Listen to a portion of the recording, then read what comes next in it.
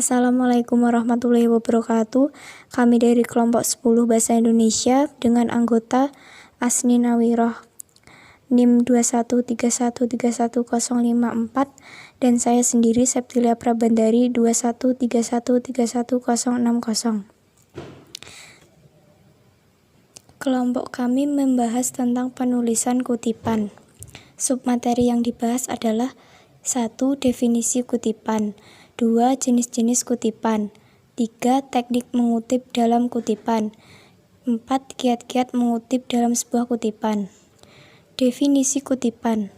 Kutipan adalah upaya penulis untuk memperkuat gagasannya dengan mengutip pendapat ahli di bidangnya atau upaya menyampaikan gagasannya dengan menyampaikan gagasan para ahli.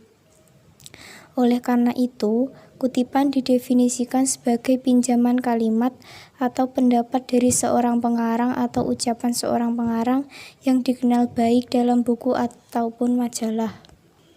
2. Jenis kutipan. A. Kutipan langsung. Kutipan langsung adalah pinjaman pendapat dengan mengambil secara lengkap kata demi kata, kalimat demi kalimat dari sumber teks asli. B. Kutipan tidak langsung. Kutipan tidak langsung adalah pinjaman pendapat yang mengambil inti sarinya saja. Karakteristik berdasarkan cara mengutipnya. A. Kutipan langsung secara utuh mengutip teks yang akan dijadikan rujukan, sedangkan B. Kutipan tidak langsung hanya mengambil pokok pikiran atau inti sarinya saja. 3. Teknik mengutip dalam kutipan. Teknik mengutip digolongkan menjadi teknik mengutip berdasarkan bentuknya dan teknik mengutip berdasarkan penulisan sumbernya. 1. Teknik mengutip berdasarkan bentuknya. Untuk teks yang tidak lebih dari 4 baris, maka dapat melakukan langkah-langkah berikut. Yang pertama, kutipan terintegrasi dengan teks. 2. Kutipan diawali dan diakhiri oleh tanda kutip.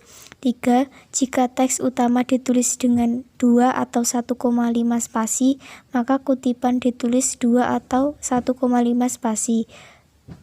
Hal ini yang sama terjadi jika teks utama 1 maka ditulis 1 spasi.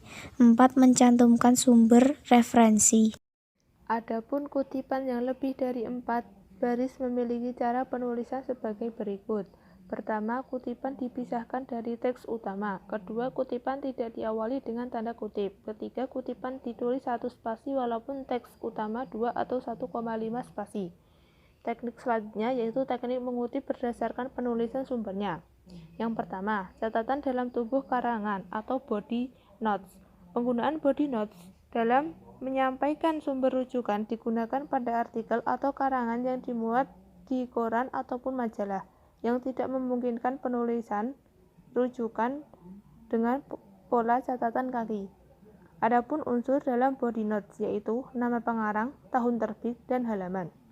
Yang kedua, catatan kaki atau footnotes. Footnotes lebih sering digunakan dalam tugas-tugas perkuliahan seperti pembuatan makalah, skripsi, tesis, maupun disertasi. Adapun unsur dalam footnotes yaitu nomor petunjuk, nama pengarang, judul karangan, data kepustakaan, dan halaman. Kiat-kiat mengutip sebuah kutipan. Yang pertama, menerangkan kutipan. Penulis dituntut untuk membahas kembali kutipan yang telah ia kutip dengan pandangannya atau dengan mengkaitkan antara kutipan dengan pembahasan yang dibahasnya. Yang kedua, memperkuat gagasan dengan kutipan. Jika menerangkan kutipan, letak kutipan berada di awal.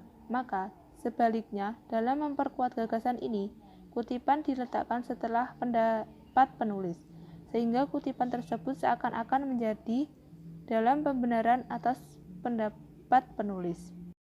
Yang ketiga, menyimpulkan beberapa kutipan. Dalam menyimpulkan beberapa kutipan, syarat utamanya adalah kutipan-kutipan tersebut harus satu-satu konsep atau sederajat sehingga memungkinkan penyampulan. Yang keempat, membandingkan beberapa kutipan. Dalam membandingkan beberapa kutipan ini, dari kesamaan tersebut penulisan dituntut untuk mengidentifikasikan perbedaan yang ada antara satu kutipan dengan kutipan yang lain. Jadi, yang dibandingkan adalah persamaan dan perbedaannya.